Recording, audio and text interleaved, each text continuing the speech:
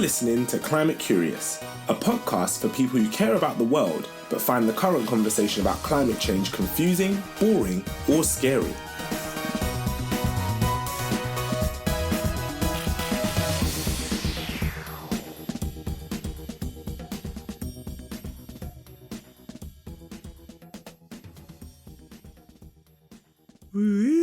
Hello. Welcome to our bonus episode. This is episode 9, Ben. So we've been at this for 2 and a bit months. Yeah, that's a lot of conversation. How are you feeling about one topic? I know. I'm feeling less anxious. That's good. Which is good, I think. I feel like in the beginning of this, I was like super tense. And a bit worried and being quite harsh on myself. I think I was a bit I've been talking in therapy recently about inner child stuff. And I think I was pretty judgmental of myself in terms of my how disengaged I was in the conversation. So I'm feeling a lot more relaxed. I think that's a big, visible change. Oh, I love that. That's really good to hear. And I'm going to come back to that at the very, very end. But I want to ask you, let's set the scene. Let's actually go back to the summer, if we can remember what that was like. And all the way back. And I give you a call and I say to you, Ben, would you want to co-host this podcast on climate change with me? Yeah. Give our listeners a snapshot into what you're thinking. Oh, what did I think? I thought, my first thought was, am I going to get paid for it? No, I'm joking. That's not my first thought. My first thought was, I know absolutely nothing about climate change. And what I've learned over the course of my career is that when you don't know something, you should never admit to not knowing it. But I'm trying to actively practice doing the opposite. So I think my response to you was actually, I don't know. I'd love to do a podcast with you. That would be so fun, but I don't know anything about climate change at all. And you reassured me. That was really nice. You were like, no, that's the point. I felt pretty chill about having conversations, but also a little bit intimidated by the fact that I knew absolutely nothing. Sometimes people say they know nothing and they actually know a fair bit. I had no framework for understanding climate change apart from adverts that come up on YouTube. Yeah, I was really excited that we would get to take this journey together. I had been thinking about climate change intensely for the previous 4 or 5 months, very kind of in a less intense, a less knowledgeable way before that, and knew that it was this massive blind spot for us as not just me as a person, but us as an organization. I'm really excited to review this season with you and think about all the things we've learned. All right, so let's move into a bit of a retrospective. And where I want us to start is this idea of mindset. So first I want to start with our mindset. Ben, one of the things I think I appreciated so much, and you've mentioned this before, is you went into every one of these episodes willing to ask any question. Mm-hmm. Tell us about that a bit. And also, did you feel like you got the answers you wanted? Yeah, so do you know what? I just think it's super fun. I feel like on one level, it's really fun to. So I was reading my my mum showed me my report from year 10 that last weekend, and it was pretty discouraging. but so when I was in school, and all of my teachers said exactly the same thing in all of my reports across all of my subjects except for PE, where they were Ben's great. In all of the other subjects, they were Ben's really positive. He contributes really well to lessons. He asks loads of questions, but he's easily distracted and easily distracts other people.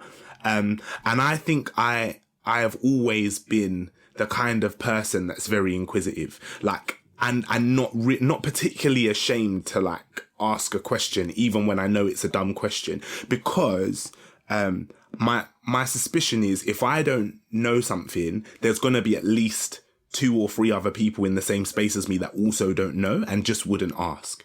But I think one of the things that I think is super important. And like, obviously climate change has never been my area of work or expertise. I work a lot in like masculinities, and diversity and inclusion and gender equality.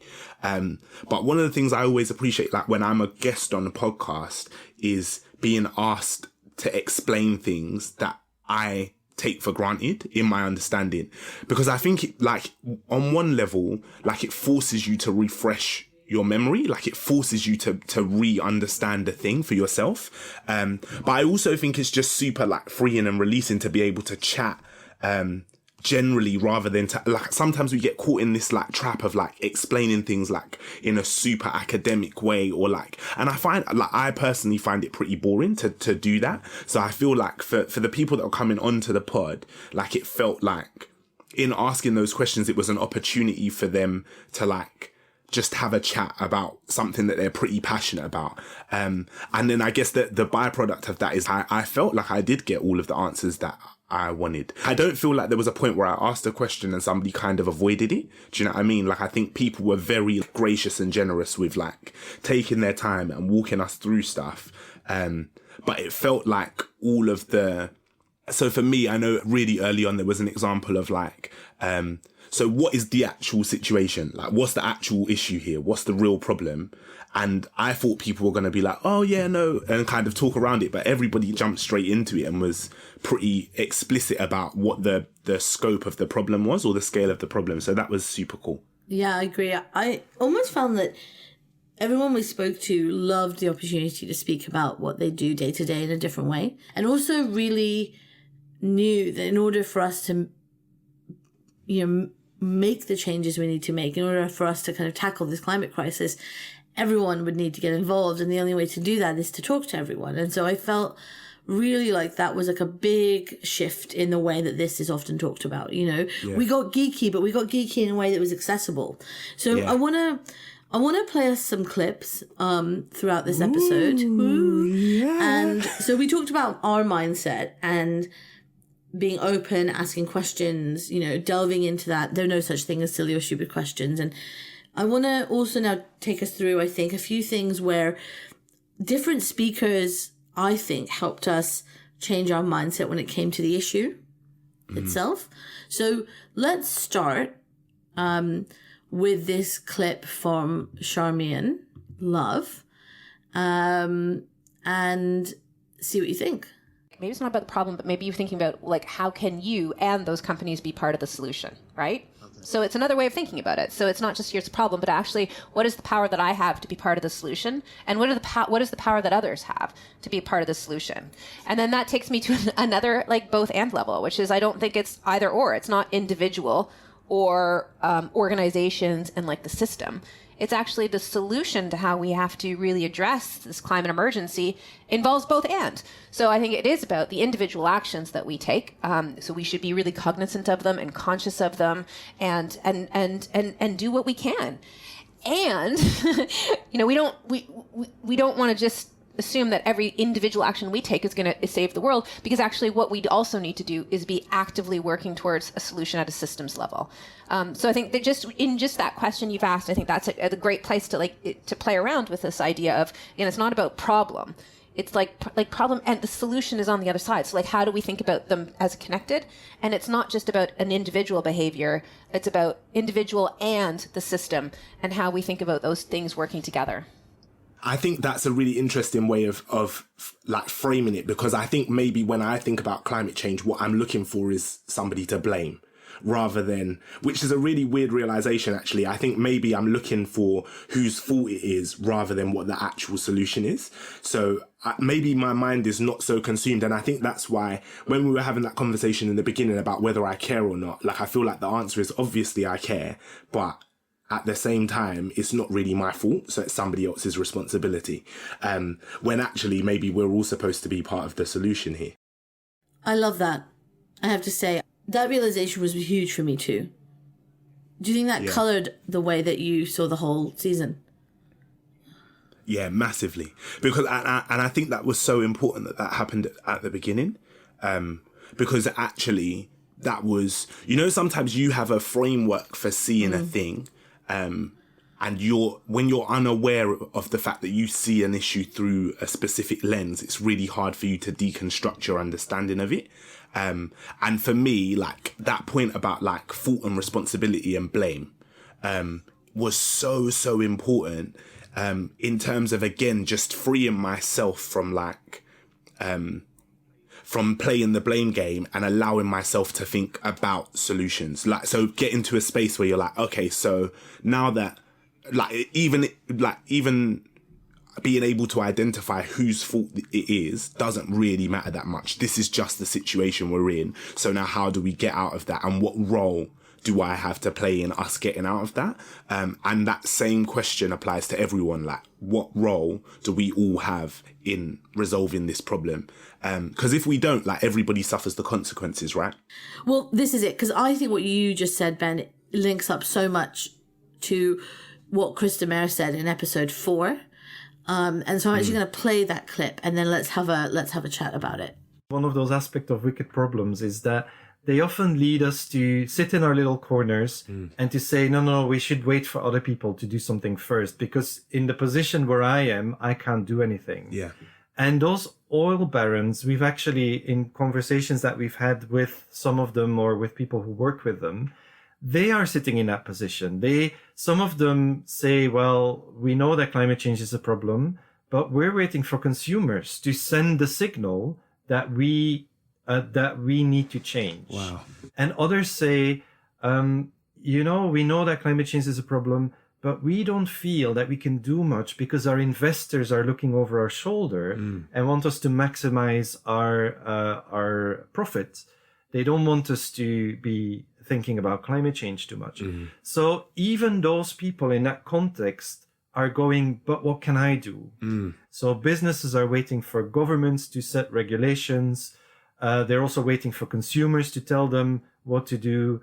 Right. Politicians are waiting for citizens to tell them what new regulations to bring in, and citizens are waiting for governments to tell them to take action and to tell them what to do. So we're all sort of just sitting there and waiting and looking, staring at each other and getting really upset for why the idiots on the other side aren't doing what they should be doing. I think it so connects, doesn't it? If we get stuck in the blame, fault, problem camp, then you just sit around waiting for other people to be the first ones to act. And like as a kid, I read loads of comics, right? So I always think of like life through this lens of like superheroes and supervillains and like good people and bad people. And I think what was super interesting about that part of the conversation in particular was this idea that there aren't really bad people in the way that I imagined that there were. So I always think like, oh, there's a room of people at Shell or at BP who are like sitting around and plotting and scheming of how to like kill all of us by like forcing us to use like terrible products or whatever it might be.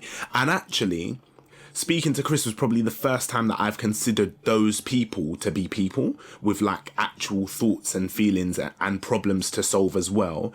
And also had an understanding of maybe those people feeling powerless in the same way that I feel powerless to impact or change or challenge anything, or seeing an issue and thinking it's too big, and actually like all of these people are pressuring me to do all of this stuff that I don't necessarily want to do. So I think that was like a massive light bulb moment for me where I was like, oh wow, like blaming people doesn't actually really help.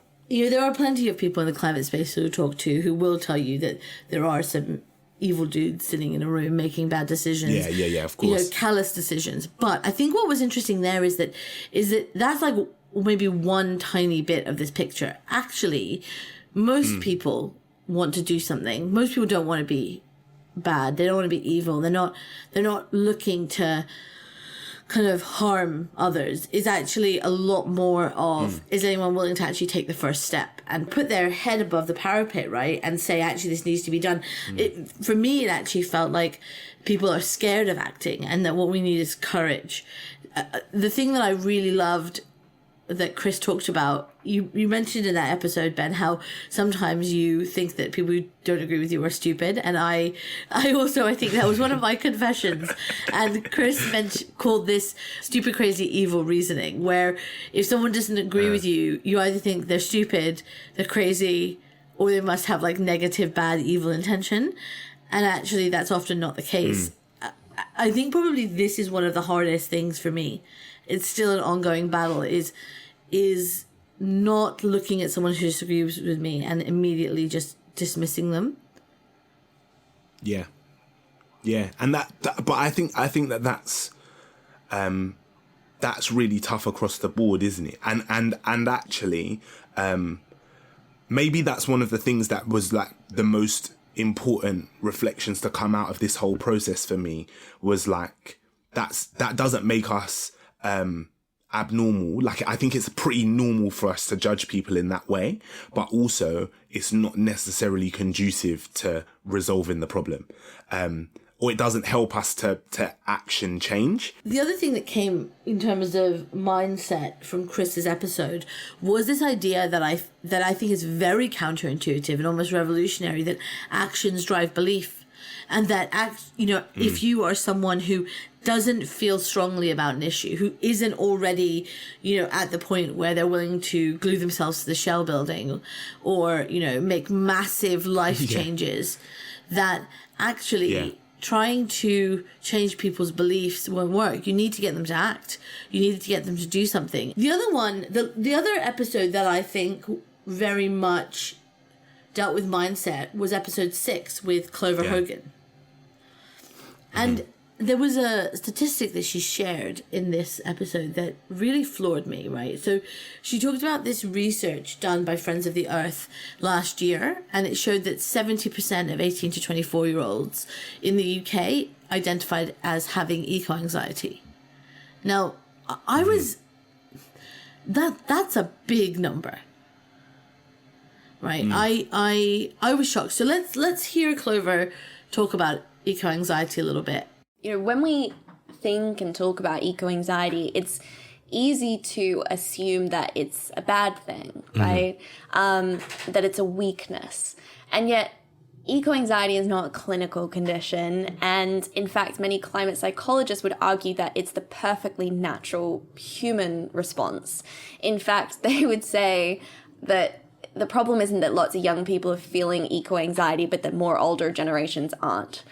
And eco-anxiety suggests a high level of empathy, and it suggests that you are not numbing yourself to the state of the world and to the problems. Obviously, we can't constantly be consumed by grief and fear and overwhelm. And yet we have to create space for those feelings, because those feelings are what catalyze us to take action. Lots of young people feel so overwhelmed by these feelings and do not have a kind of outlet of agency, a clear sense of here's what I can do. When you just have the feelings without a sense of here's what I can channel them into, that's when it tips into the powerlessness. That's when it tips into I'm too small to make a difference. Yet if you have a clear sense of here's the problem that I want to take on, kind of unattached from expectation or outcome of that problem actually being solved, that's where you really find your power. And for the older generations, often their powerlessness shows up in that kind of denial of, technology will save the day, or, young people will step up to the challenge, right? And so they need to get more in touch with their feelings. They need to create more space for that eco-anxiety and stop treating it as a weakness and start thinking of it as actually this is what's going to catalyze me to step up rather than shut down. That is... Clover's so smart, man. What the heck, first of all. But also, there is this idea, right? And like she said so much in that clip, and there's so much to like dissect. But one of the big things that stood out for me was maybe this idea of stress not being a bad thing. And like the narrative that we have as a society and as a culture is like stress is negative. And I think when you apply that to like this idea of eco-anxiety, maybe there is a case, like she's saying, for actually those of us who are older to maybe have a little bit more of that eco anxiety. And there was a point in this episode where she was talking about ecophobia, and climate denial almost being like a natural manifestation of that. And I think that's probably what a lot of us suffer from. And I know, like, at the start of this journey, that was definitely what it was for me. Do you know what I mean? Like, this idea of, like, I don't understand this thing and it's scary, so I'm just going to pretend it's not happening. As opposed to, like, maybe that her generation and what they're going through and experiencing when you can't deny something and what the impact of that is. But I feel like maybe more of us need to feel that. True. You're listening to our emotions, that actually our brains are created in a way that they're trying to tell us something is wrong. And instead of thinking that our brains are wrong, maybe we need to think, oh, maybe this is a warning signal. This is our unconscious brain, like, designed through millions of years of evolution, warning signal that if you are feeling uncomfortable when you think about these things, then actually something is really majorly wrong. I completely agree. I also think that there's absolutely a generational divide. Not everyone, but I think I absolutely have an optimism bias. I always think something is going to come along and save the day. I have to kind of operate in that way, because otherwise it is so depressing. And so finding a way to deal with that this is another one for me, which is a work in progress. I think the next theme that really was cross-cutting was this intersectionality, right? Was this idea of equality and justice and climate change and all of these things. You know, I think for me, right in the beginning in episode 2 and 3, you know, we were talking about air pollution and how air pollution is such a justice issue, a social justice issue, as much as it is a climate issue, as much as it is a quality of life issue and all these things, and a health issue. Because, you know, in episode 3, I thought we were going to talk about cars, and you know me, I love a good chat about cars. And we ended up talking about inequality and a just transition. So let's listen to that clip from our conversation with Monica. Mm-hmm. I mean, if you look around the world, 9 out of 10 people do not breathe clean air, period. There is no denying that. And the most vulnerable are children. And the most vulnerable of the most vulnerable are children in low-income communities. And if you go country by country, and if you look at those low-income neighborhoods, you would find many other elements to it that create the most unfair picture that you can imagine. So, for example, in California, again, the equivalent of the 10th largest economy in the world, they have mapped pollution, air pollution in particular, and they have mapped these low-income communities, and often it's basically minorities too. From the years, a lot of people who, you know, first or second or third generation immigrants, and they have less access to decision making. So when a lot of these trucks, for example, pass by neighborhoods, imagine the noise, imagine the pollution they leave behind. And now that California has also has decided to rule, to set up a rule to clean up trucks, one of the numbers that came out, I will never forget that. Basically, there are communities in California where the citizens of those communities have measured 1,200 trucks, diesel trucks, passing by every single hour. So if you think about what that does to you from a noise perspective, from your breathing perspective, from a quality of life perspective, it's not fair. Yeah, it's not fair at all, is it? And it's like at its core, and I think this is, truly at its core, this is an equity issue, isn't it? Like it's like a deep unfairness. It, like you said about connecting these dots, you know, it's an equity issue that becomes a health issue, which becomes a socioeconomic issue, which becomes a equity issue, which, you know, and it reinforces itself. Like if you are exposed to these these pollutants at such a massive level from childhood, then you know there's all these things about being able to concentrate in schools, about being healthy as you grow up, about being able to do, like the healthier you are, there's so much. It has so many knock-on effects. So on the 16th of December, basically there's been this inquest going on for the past, I think, year or so, in London here, about the death of a 9-year-old girl, Ella Adu Kissi Deborah, who actually David Lammy talks about in his talk as well. And so she was 9. She tragically died 7 years ago.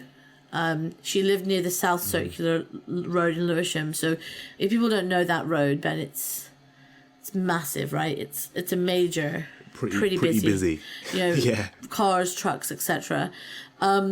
She had a really rare acute type of asthma, and she died. And what her mum has been tirelessly fighting for 7 years is to get air pollution to be listed as a cause of death on her death certificate, which would be the first person, I think, in the world, definitely in the UK, but possibly the world, that has had this recognized as their cause of death. And it's kind of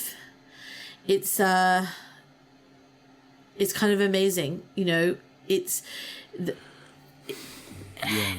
I say that in like not a positive way. I mean, it's so sad and so close to home. I mean, I think that's the thing, Ben, right? And the thing about this case, right, that stands out to me is like how seminal it is, like how important this ruling is, because it forces us as a society to deal with or to acknowledge the impact of what's going on. This is like life and death, right? Like people cannot exist healthily in those environments. So if that is something that's happening, and we're just constantly breathing in pollution, and like Monica said, it's the kids like who are most harshly impacted by this because of the development of their bodies, or their size and how close they are to pollution when they're walking past cars or whatever it might be. Like it moves us to a point now where we're like, this is essentially murder that's taking place in South London on a and this is one kid, right? Like this is one child, but how many people are being impacted by this? There was a link that was made in one of the episodes about the link between air pollution and asthma, and this, like as you say, amazing, not in a good way, but like amazing that somebody had the strength to fight this the whole way through and see it through to the end, because now that changes so much. For me, when I think about this case and how close it hits to home, I don't want to be part of the problem anymore. Like, I don't think it's right that Ella's mum, has had to spend the last 7 years talking about her daughter's death every single day to bring about this kind of change. Right. And like you say, I think we spoke about this in the episode with Monica as well, is that some of us are in a position to challenge that immediately, directly. And for those of us who are in a position to do that, for those of us who have the money to buy a new car and are planning on buying a new car in the next 5 years, like maybe we should think about what kind of car we're going to buy and take that seriously, because the link is undeniable at this point, right? Like, and again, that's something that becomes super important about, the piece of work that's been done around the death of this child is like, we can't ignore that me driving around in my car in South London has an impact on people in real time. And so I want to move us on then to something else in this equality, justice and intersectionality piece, which we talked about in episode 5 with David Lammy, MP for Tottenham. So let me play that clip for you. The truth is, my experience of people who are poor, people who have trouble paying the bills, people who are being harassed by the police, people who are worried about where food's coming from because they've just lost their job. And, I'm thinking of a lot of black people in that position, is they haven't got time to worry about what appears to be big picture policy, because there are a lot of daily stresses, and that's certainly the context in which I grew up. And so that's one conversation. And the other conversation is if the climate emergency is all about carbon emissions, if it's about the Green New Deal, but you never connect that to equity, to jobs that matter to people in their communities, that seem real, then of course black people aren't going to be thinking about this, which is why I did my TED Talk. One, to connect the dots, to challenge both those who are in, environmental organisations, those who are raising their voice about these issues, to remind them that this, in the end, is not just about saving the planet. It's about the people on the planet, and the people on the planet bearing the brunt of it are black. But also to challenge the black community that if we are protesting for George Floyd, and if we are using the motif, I can't breathe, then please remember that there are thousands of people who can't breathe because they are literally being choked in their communities, or they are experiencing drought, flood, pollution in the global south. And so it's to connect the dots. It's not to exceptionalize one group. I've campaigned as a result of George Floyd's murder, but I am not going to exceptionalize the African American experience and not say that black people that die in Darfur, which is the first climate change war, if you like, or civil war, if you like, are somehow less important. They are as important. And until we live in a world where that is fully understood, none of us are truly free. Yeah. I think this is something that's not talked about enough. I said it in the episode, I think, but I was so excited to see that, David was giving a talk on this topic at Climate Countdown, like having race and intersectionality and the impact of climate change on black and brown people around the world center in the conversation for me is so important, because I don't think I really genuinely don't think we have thought about this. You actually asked me in this episode, Ben, when I started to think about race and climate change, and we both said it was very recently, even though, as you pointed out, neither of us is white, and so you think that maybe we would be more aware of this. I think there's a couple of things that David Lemmy says there that are really, really important to my understanding of this. One is that, and this goes back to what we talked about with the air pollution, black and brown people are disproportionately affected by climate change, and that is not just in the global south, that's everywhere. And that's not even just in air pollution and in the kind of destruction of our homes, but also in the kind of the just transition that we're going to have out of these extractive and fossil fuel and polluting industries. Right. But also that so often it's like a reinforcing disadvantage, like our post-colonial legacy and the fact that we live in that kind of a white supremacist culture means that black and brown people are disadvantaged on every level. Yeah. And I think like when I think about myself and my own community, like my community is still catching up with the conversation about mental health. Do you know what I mean? These kinds of conversations are not on the agenda when survival is the game. Do you know what I mean? Like there's no time to talk about this stuff. And it is, as we have seen, and I think this is what was so amazing about this conversation with David, was like sometimes I get into this space where I think all of this stuff is in my head and I can draw these links and make these points and make these comparisons, but I don't necessarily have the evidence or the facts to like back up my opinion. And just to hear someone be able to articulate what's going on and the impact of that and how badly it disproportionately affects people of colour was just for me like a really like nourishing moment for like my spirit or my soul. I don't know how to describe it, but just like made me feel like I could rest for a moment, which is so important. And I think like the end of that clip that you just played, right, was like David making this statement, which to me is really similar to the statement, injustice anywhere is a threat to justice everywhere. And I think that is really the core of what we're talking about here, right? Is the fact that, like, we can't, as he said, we can't exceptionalize certain things. We can't really care about one struggle of people of color in one place and not care about all of them. Or we can, but that kind of renders it useless. Do you know what I mean? Because it's not true freedom. That's not what freedom and justice and liberation actually looks like. And I think for me, like, this conversation was about the shifting of the lens of justice and liberation, and for to understand what that truly looks like climate change is a massive part of that conversation. Like, we've talked about blame a few times here, right?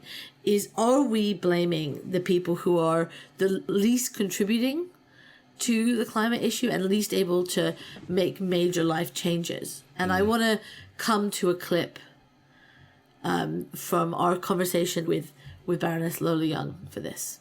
I'm not one of those people who believes in what I think of as eco-shaming, which is like blaming people who don't have very much money for buying cheap clothes. That's not on as far as I'm concerned. You know, the less disposable income you have, the less able you are potentially to make a difference in this sector. It's where it's corporations, it's businesses that have got to do the right thing, right? Because it's in their hands.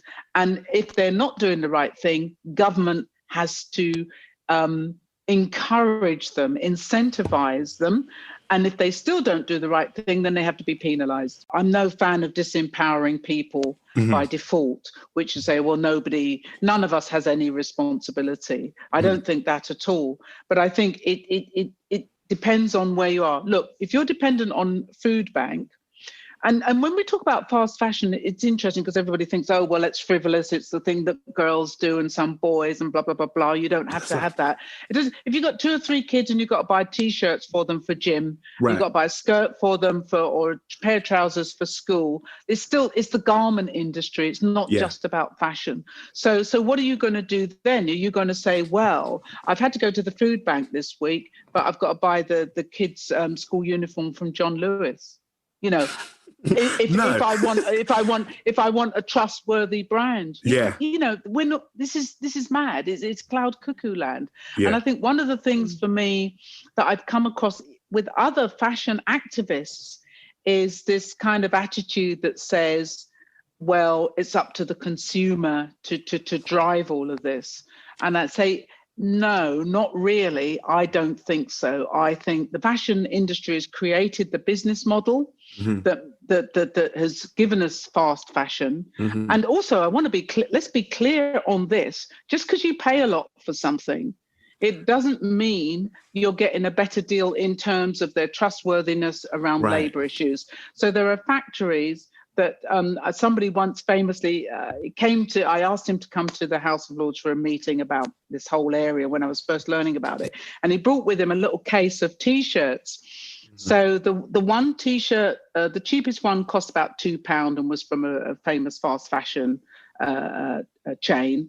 The next one was about 20 quid. The next one was about 40. And then the top one was 65. Don't say that they were all the same. They were all made in the same factory. No way. All made in the same factory. Maybe a difference between the quality of cotton, but not £63 worth. My gosh. I mean, you were shocked there, Ben. Yeah, I was rattled, man. Because, and you know why? Because I just think like what Lola's saying here is so important about the blame piece and coming back to, again, this idea of who we point our fingers at and who we say is responsible for the situation that we're in. Because I've done that. Like, I've been the person that's like said, oh, people shouldn't be buying fast fashion and people who shop at Primark are doing something really bad and so on and so forth. Without also like taking a moment to acknowledge where I have privilege. Do you know what I mean? And I think like it's really easy for me as a black man to consider myself at the bottom of the barrel.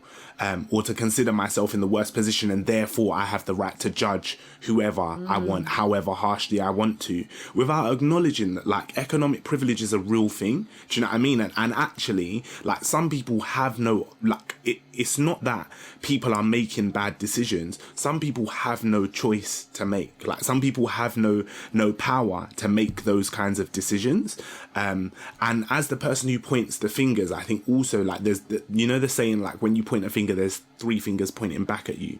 I love that. And I do really think, like, whenever you can see an issue, and I think this is maybe a shift for me in my thinking around this topic as well. Like, whenever you see an issue, it probably means that you're well placed to do something about the issue. Like, if you can see it and analyze it and say that's a problem because of this reason, then that's a starting point for you to make an impact or make a change.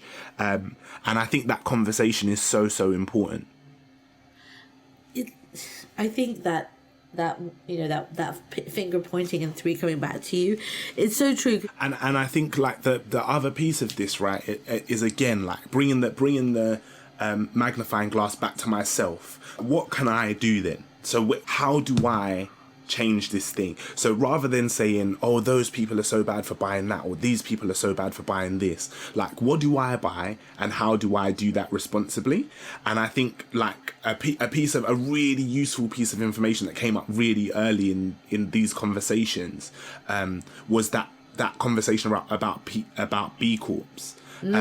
Which to me, like, was B Corps. That was a game changer. Into B Corps. Do you know why? Because I think that for me is one of the easiest ways to actively do something. Yeah. Like, all I have to do is Google B Corp and look at the list of who's on there and decide, okay, if I'm buying a coat for winter, and also, like, there are certain items of clothing that I buy with the knowledge that those things are going to last for 2, 3, 4 years, right? So, like, if I'm buying a jacket and my option is between one corporation that is doing things sustainably, and I know, like, the trucks that they're using are more likely to be electric, or they're very aware of, like, what the impact of their carbon, or what carbon footprint they're leaving on the planet when they're shipping products around the world, or whatever it might be. Like, that's a really easy way of cutting out the middleman and me not having to research every step of that process and that procedure, and just saying, right, I know that these people do the right thing, so therefore I can buy. And it doesn't have to be that I buy every single thing from there. And another part of this that was massive was, for me, was like Lola saying that it's not about buying more expensive pieces of clothing. It's actually about how long we use those items for, and not even so much about dismantling the fashion industry, but more about dismantling capitalism, and the necessity we have for buying new things and having new things. And, like, it was so interesting, man. And you know, it, because I think all of this kind of brings us to something that we talked about a little bit, because episode 7 was with James Thornton, founder of Client Earth. Amazing dude, I'd say. Wow. James is the person that's literally on the list of most important people for changing the world. I know, and well deserved. So we talked a lot about the law in that episode, right? But there was something he said right at the beginning, and I wanted to highlight it because I think you'll agree, Ben. I think this is super important. So let's go to the audio tape. I've always wanted to say that.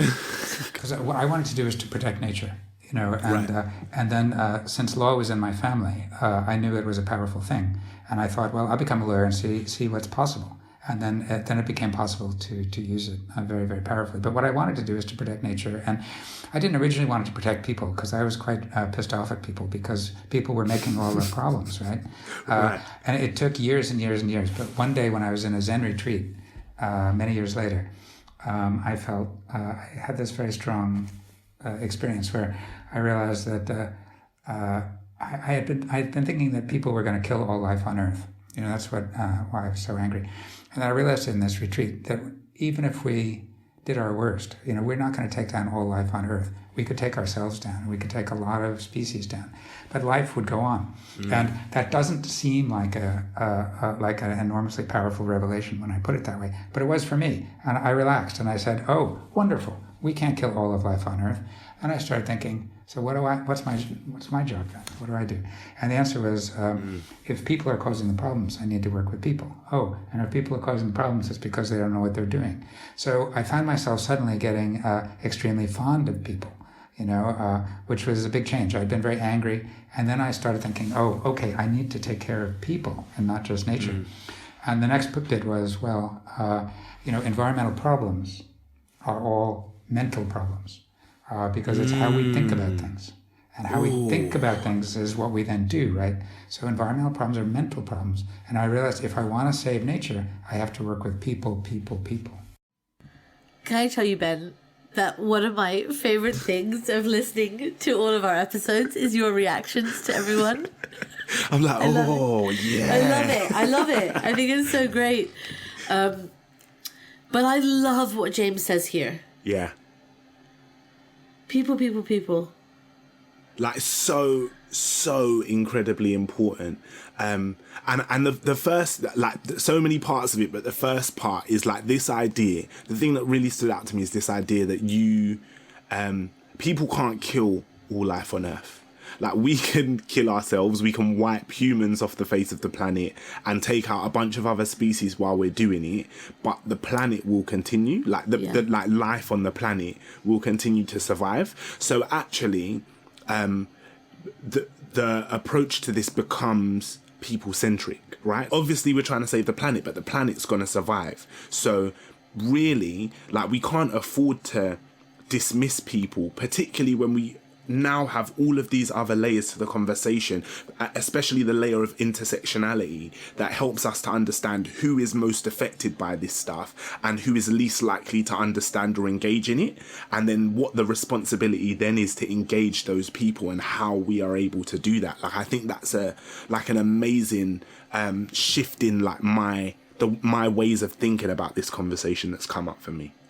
I don't think this is going to be a popular thing to say, but I think that the reason we have been so down on people is a legacy of colonialism. Yeah.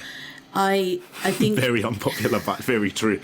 It's some of the same issues, like you said, we've had international development work and social justice work. But when we look at really, and I'm not going to say who, anyone who knows me knows what I'm talking about, but I'm not going to say who. If we look at really famous environmentalists and conservationists, they have literally said things like humans are a plague on this earth. Yeah. And that we need to reduce the population and we need to do this and we need to do that. And when we hear those things, I really want people to be critical, because what we're saying here is that we are okay with a whole bunch of human beings dying. That's the long and short of it, right? When we don't care about people when it comes to environment and we say we're letting people die, that is, I think, inherently a white supremacist statement, because it is never white people we're talking about. It is always expendable black and brown people. It is always women, who are working in fisheries in East Africa. We're talking about, we are never talking about white people. We're never talking about Western people. And that's why people are so important. That's why keeping this human focus is so important. And it's like, and you were saying earlier, right? Like it's like this idea of Thanos in the Avengers, and the snap, right? And that being the great equalizer. And if we just wipe out half of the people on the planet, it'll be. But which half are we talking about? And I think that's the point that you're making, right? Is like these things are never. It's not randomized in the way that it's randomized in a comic book. Like this, like there is a system or a series of systems that are so interlinked that mean that there are particular people over and over again who are impacted, and some people who over and over again are not impacted by these things at all. I used to think that climate change was the great equalizer, that we all cared about it. because it would impact all of us. And I've come to realize this year, because of what I've learned from watching this global pandemic with all of the rest of the world, is it isn't the great equalizer. In fact, climate change will, like everything else, have a disproportionate impact on the people who are already suffering from the systems of oppression and probably had the least to do with creating it. Yeah. It's why you need to keep people center to the argument, I think. Yeah, it always just perpetuates the inequalities, right? Rather than equalizing anything. Exactly. Makes everything more stark, Okay, well, we've gone to a pretty dark place. I think if you ever get to that, is it Thanos and the Avengers, you've gone to a dark place, and I think our speakers did a pretty good job of keeping us out of the darkness. Yeah. Let me ask you a question. Uh-huh. What was the most shocking thing that you learned in this season? Oh, most shocking thing that I learned was probably that my gas stove is killing me and my family. That was a pretty rough moment. I'm sure if you play the clip back, you'll hear me being like, "What? No way!" Like, I was pretty deeply rattled by that. Let's have a listen. Let's see if that's true. Let's have a listen. Someone said to me, the biggest piece of your carbon footprint are the 4 gas appliances in your home. I said, what are you talking about? They're like, your water heater, your furnace, your dryer, and your stove. Not the dryer. No way. Are you telling the truth? 4 gas appliances. It was a bigger carbon footprint than my car when I used to have a oil-fired car, gasoline car, petrol car. And I had never heard the story. And I was like, it can't be true. It just can't be true. So I did my research and I was like, oh yeah. As we've been making progress on all these other sectors, there's this thing literally under our feet or in our basement or in the closet that is emitting enormous amounts of pollution. So that was the first big revelation. But the second that really knocked my socks off was when someone said, 3 of those devices are required to be vented outside.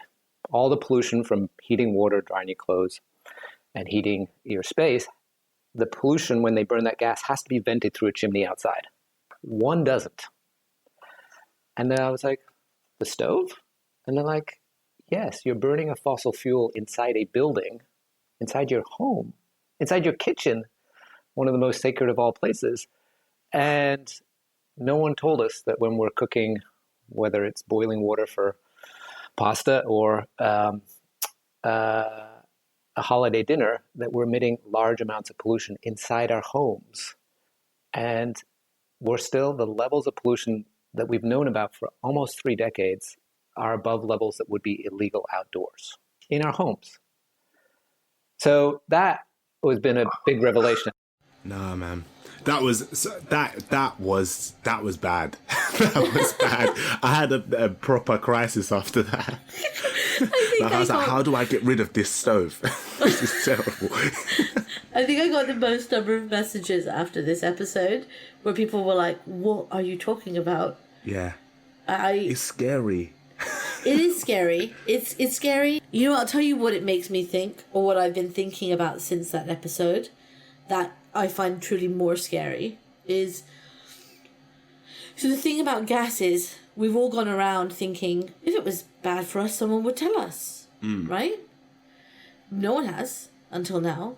And I keep thinking, well, what else is there out there that is this bad, that no one is telling us about, right? Yeah.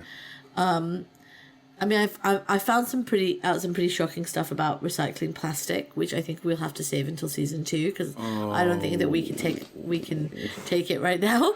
But I do think that the episode with Bruce was the one that people found across the board most difficult. I have to ask this. I've been dying to ask this question. Have you talked to your parents about your gas stove? Nah, I can't do it. I just ventilate the house while they're cooking. and while I'm cooking. Have they wondered why you now go around obsessively opening windows? Yeah, and my mum keeps switching off the fan.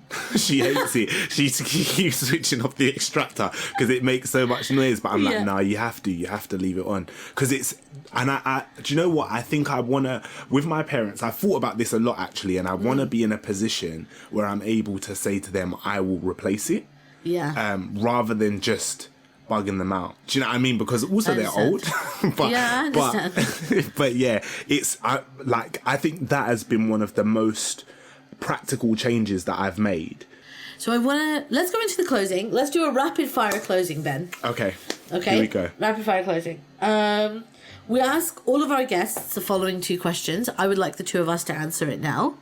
So question 1, in under a minute, if everything goes right, if all these amazing people do, their work is successful, we support them, we fund them, all of it happens, what does 2030 look like? So I think of my answer to this question in terms of cities, because that's where I live. I think the cities will sound quieter. There will hopefully be more electric cars and less cars on the roads. Like I remember that from the episode with Monica. I think also like an interesting thing that came up for me was this idea of why or where this work is being done and where those of us who are doing this work are situated. And I think it will look like the hubs of this work that need to be done, being done from the communities that are most impacted by it, and the colour of climate action looking very different, I think is a massive thing. I think that has to change, right? Like those of us who are from the communities that are like mostly or most disproportionately affected by these issues have to begin to speak more about these things and start to do those different pieces of work. And I think it will look like also so much more creativity in what the work in inverted commas looks like. Like I think it will look like people making cartoons and comic books about climate change and people creating more art around the topic that's not just explicitly saying climate change is an issue. Education changing hopefully, and kids learning more about these topics, but also learning how they can deal with that eco-anxiety and how they can act on what's happening. Those are the things that stand out for me. I'm not sure what does it look like for you, 2030? I think it's 3 things for me. 1, that climate change is no longer like a partisan issue, where, if you're Democrat or you're Labour, you support it, and if you're Republican and Conservative, you don't. That we realize that climate change has nothing to do with like capital P politics, everything to do with lowercase p politics, but that we all need to act on it, and policymakers understand that, and so do people voting. The second is that as individuals, as consumers, as just people existing in the world, that it's easier for us to make good decisions because those decisions are more transparent, but also there's the cost of renewable energy has come down so much, and the cost of electric cars and fashion brands are being more transparent, and people care about each other around the world. And the third thing is that we are solidly, in the middle of a just transition. That we care about workers, we care about the lowest paid as well as the big kind of flashy stuff, and we are finding a way to justly transition out of these extractive and harmful economies, and we're doing it in a way that it supports workers, retrains them, and hopefully creates better livelihoods while holding on to some of the cultural elements that are tied up in these industries. So that's what I want 2030 to look like. Okay, that's a good answer. That was such a good answer. Damn. Okay, the other question we always ask, right, is what, for the average person listening to this podcast, what can they do? And what does action, having heard 8 people answer this question and also thinking about our own answers, what does action look like to you, and what would you say to somebody who was asking you that question? The simplest thing, and I've always said this, is vote. That's it for me. Is if find a couple of things you care about.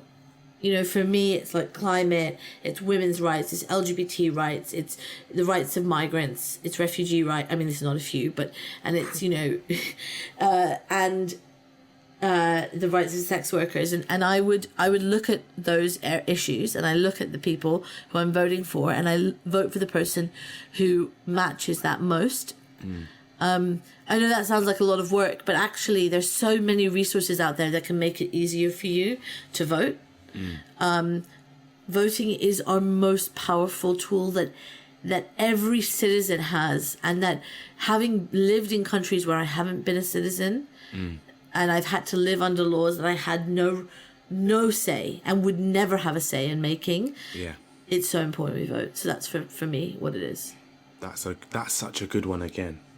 And that's so interesting the way that you phrase that, like having lived in countries where you have no say in what happens, be in somewhere where you can influence that or impact that. Makes it becomes super important, right? Yeah. We take it for granted. We take voting for granted. Yeah. Yeah. I think for me, I have been, or my belief in the power of conversation has been reignited. And I think I am starting to understand the potential of what can happen when you do have conversations.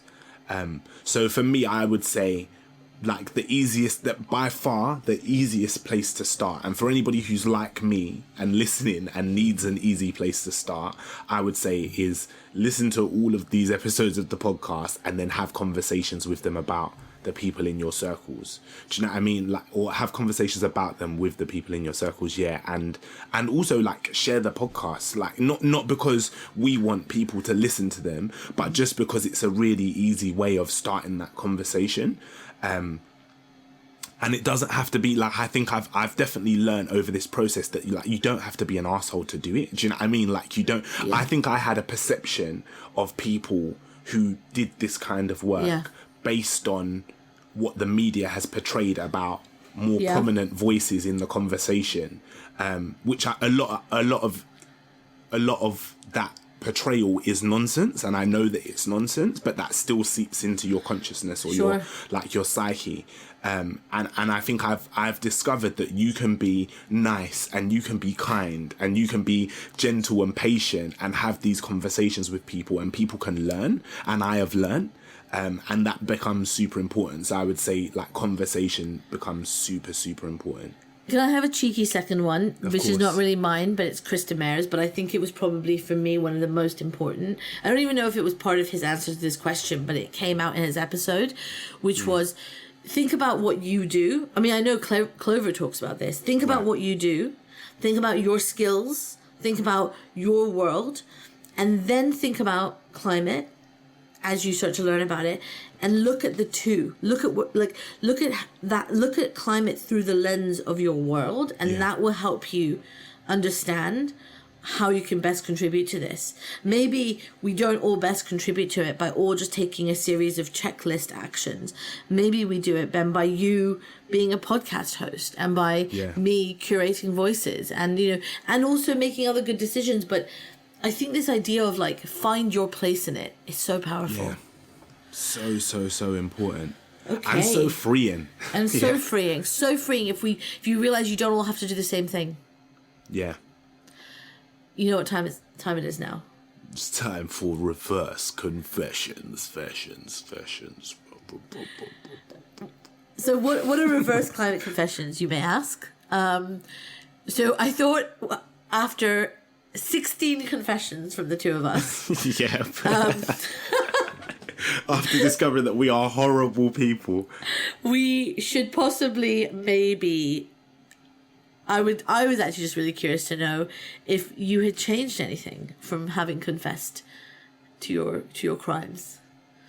Well, the answer is no. I have changed some stuff. I've said a lot of it already. So the stuff around tell me the top things. So definitely like my water usage. I don't brush my teeth using hot or warm water anymore. Although it's very uncomfortable and it's not my favorite thing in the world, I don't do that. I always ventilate when I'm cooking in the kitchen now. Although I'm sure that's equally as bad because I'm just putting it outside. But at least I'm not directly impacting my parents in that way. Yeah. And I think I can't think of any others now. I'm under pressure. I am looking into sustainably sourcing new underwear.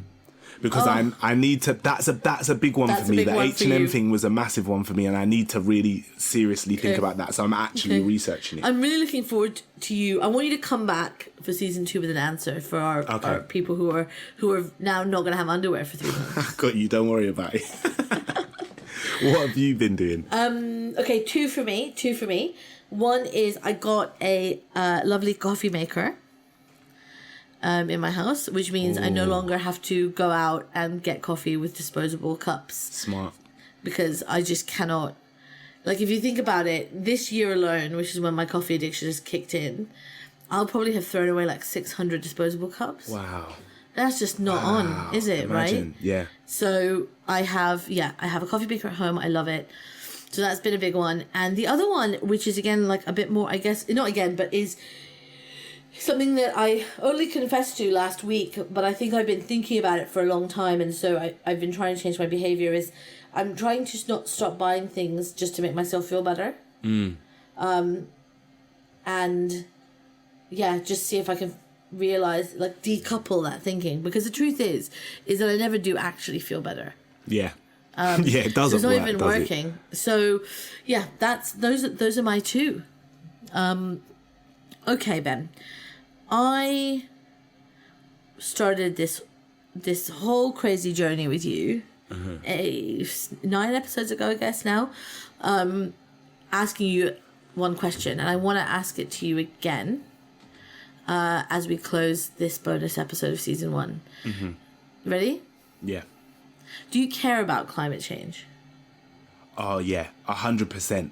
Like I just, and now at this point I feel like, how can you not? And also, like, even if I didn't explicitly care about climate change is so intertwined into all of the other things that I care about that I obviously do. Do you know what I mean? Like, it's so linked, and so urgent. Yeah. And also manageable. Wow. Which is a big thing. I think a big learning for me in this process. Yeah. Love it. Good job. 2 things I want to say in closing. One of them is that we know that you're going to miss us. Yeah. Dearly. Deeply. We're going to miss all of you. So if you do miss us, don't miss us too badly, because you can hear from Clover and you can hear from Ben and 12 other amazing speakers at TEDxLondon Women on the 6th of February. Tickets are still available. You'll see them linked all over our social media. We'd love to have you. It's a COVID-safe event. You'll be watching it from home. And Ben, it's going to be pretty epic, isn't it? It's going to be so good. It's going to be great. It's going to be great. Yeah. And I guess the last thing to say, well, I guess this is really my last question, Ben, is will you come back and do season 2 with me? Oh, of course. Maryam, you don't need to ask me questions like that. That's ridiculous. Of course I will. What else am I going to do? This is like the best part of my week. This is so fun. Yeah, of course I will. So I guess we'll catch you in season 2, which will be coming in spring 2021. Oh, yeah. Oh, yeah. And... So, yes. Do I get to say it now? Yeah, please. Okay. And remember, stay curious.